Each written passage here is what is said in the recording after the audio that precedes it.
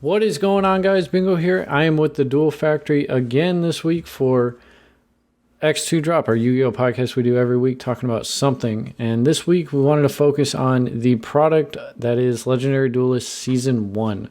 So we're going to talk about the product and what it is, of course, but we want to talk about specifically our takes on the product design and what we could hope for future stuff along these lines. And where we felt like they did well, they missed the mark. We don't know everything about this set at the time of recording, but we do know a lot. So we basically have the set list. I don't think we have the rarity list spoiled, but we pretty much know everything about the cards in the set.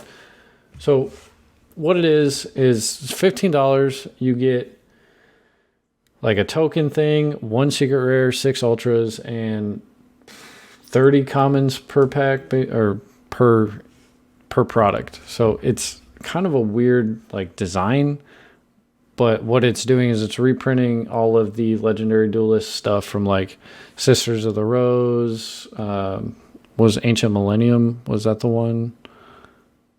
Yes. And then there was another one in there. Was it White Dragon Abyss? No, that's not in here.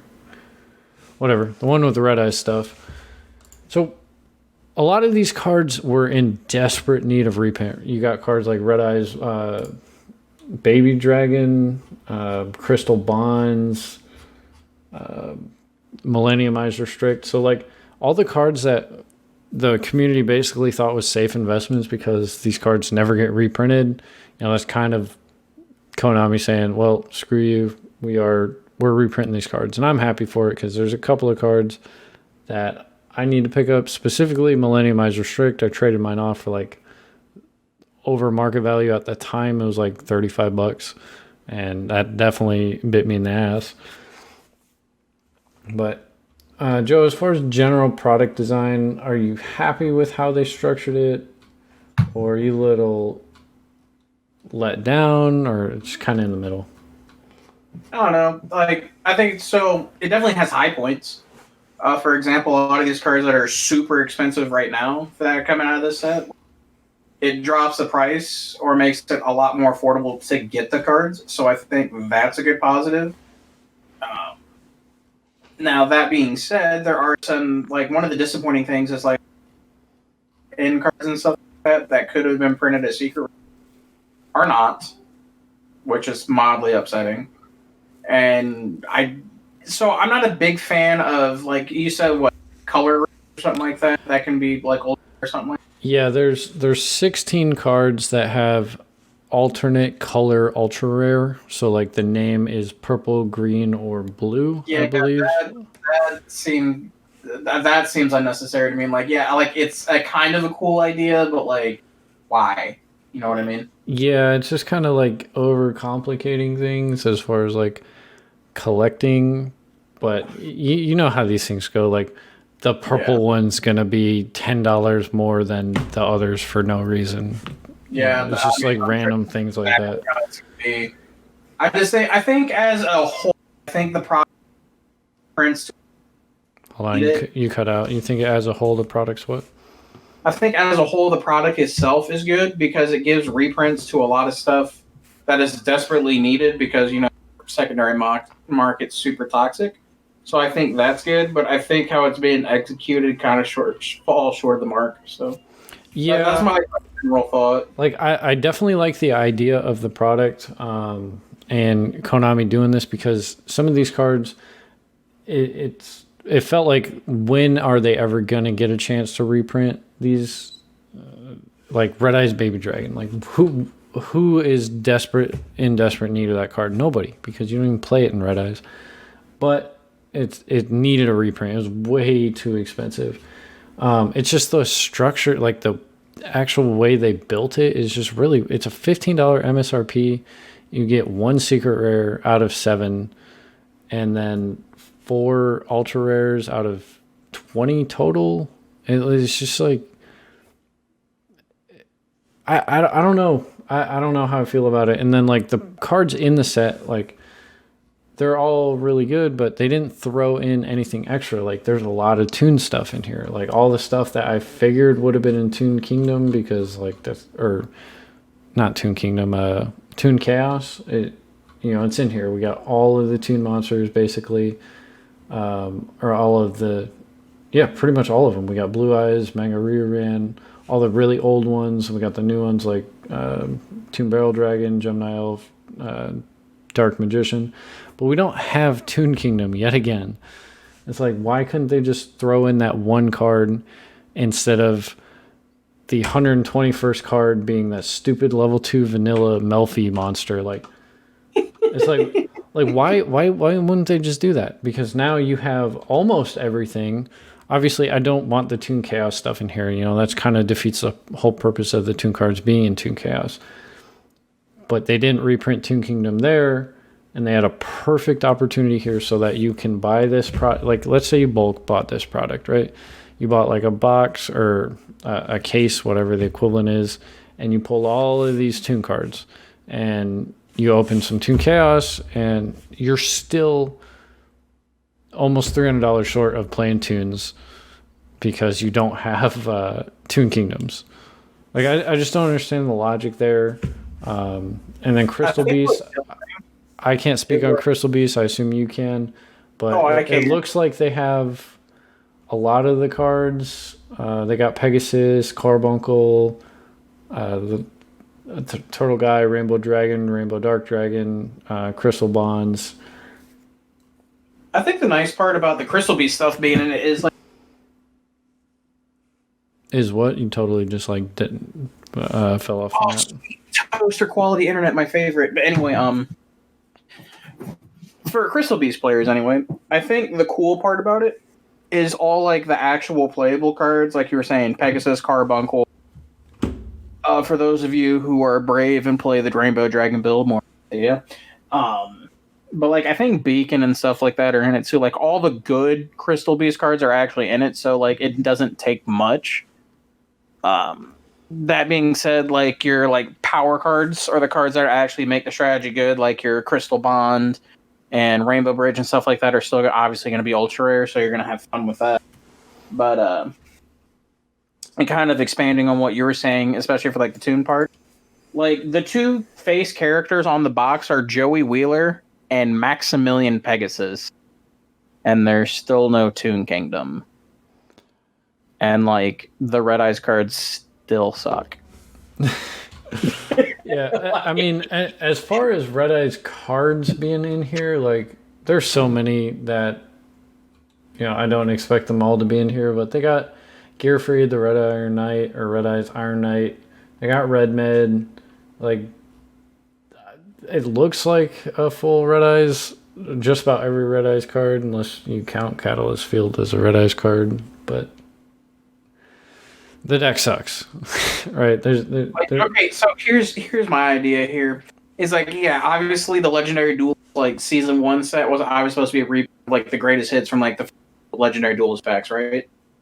This has been a perfect opportunity to slide like something a little extra in, like a new release or something like that. That would have been decent legacy support for an actual archetype and maybe make the decks a little bit more playable. But they didn't do that either. Yeah, not like 5 cards. Like one max 2 per strategy. Just like something to sweeten the pot, so it's not a total reprint set. Because that's all this is. This is just getting all of the cards back circulated into the market because some of them are. They give us that's the world premiere or TCG premiere card, level 2 Earth Vanilla. They gave us a fucking vanilla. I know Aaron's ecstatic, but for those of us who real world. Sorry, I didn't mean to be that mean. Just like.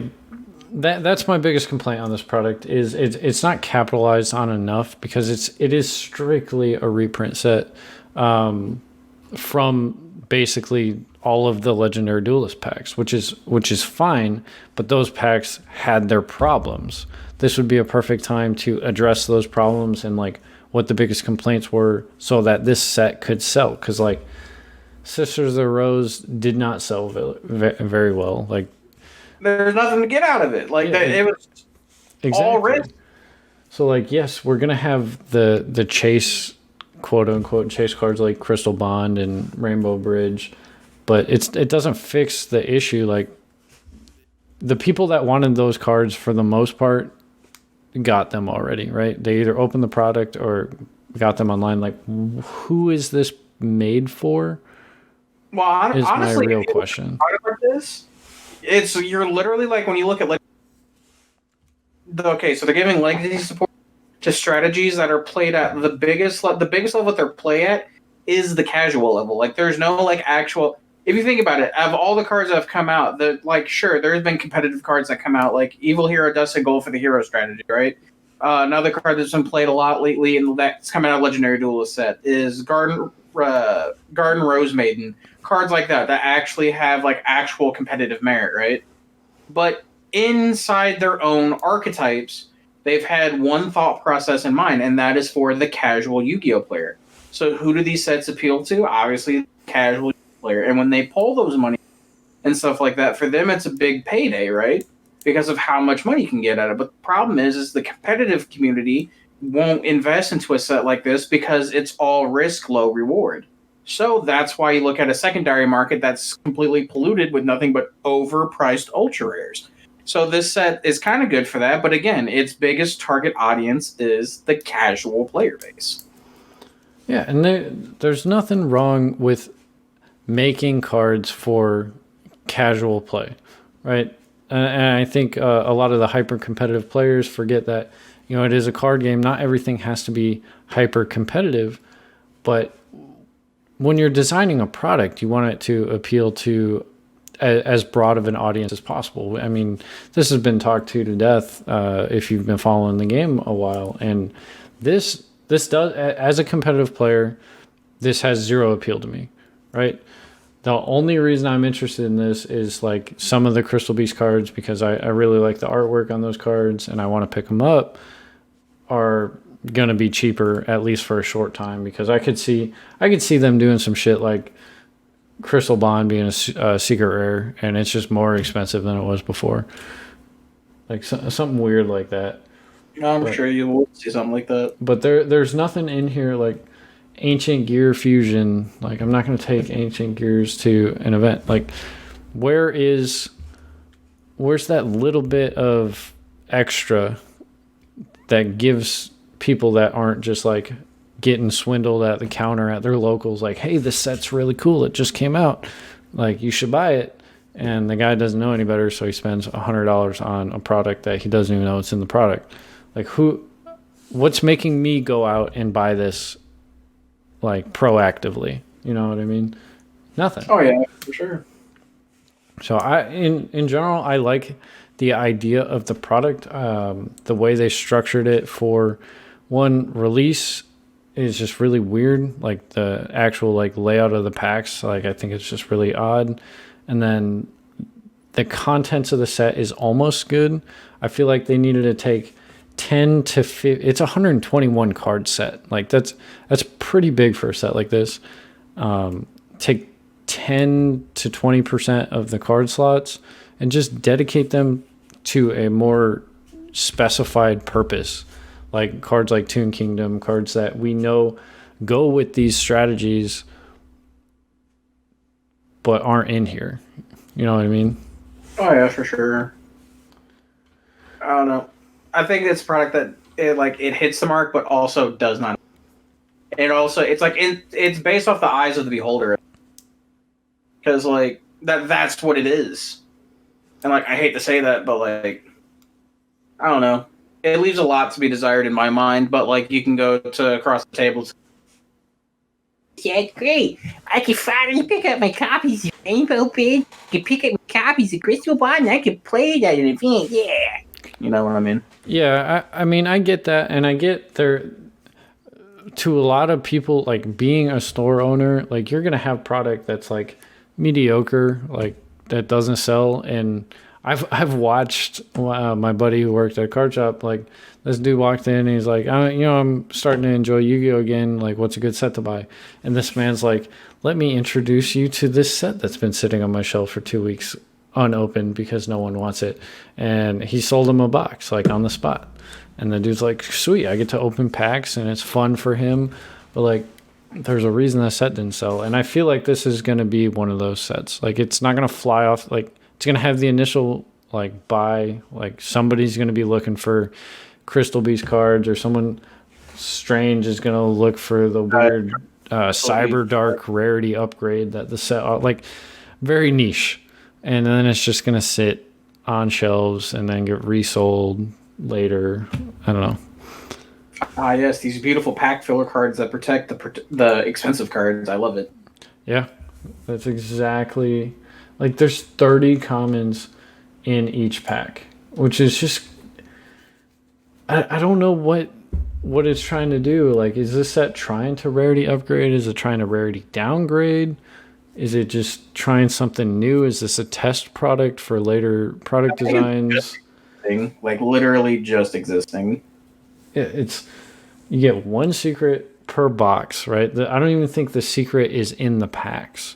The secret is outside of the 2 packs, and then in the packs, each one has 3 ultras and 15 commons. That's just so bizarre. I ain't about it, Chief. Yeah. So, I mean, that just about sums up my thoughts on it. I like the idea of it because a product like this gives me hope that Magician Souls can be reprinted in the next one. You know, when we're not reprinting that card, bro. $100 gang for life. I mean, again, that's a card I would gladly own. Going off our topic last week, I would gladly own it, but, like, what's the point?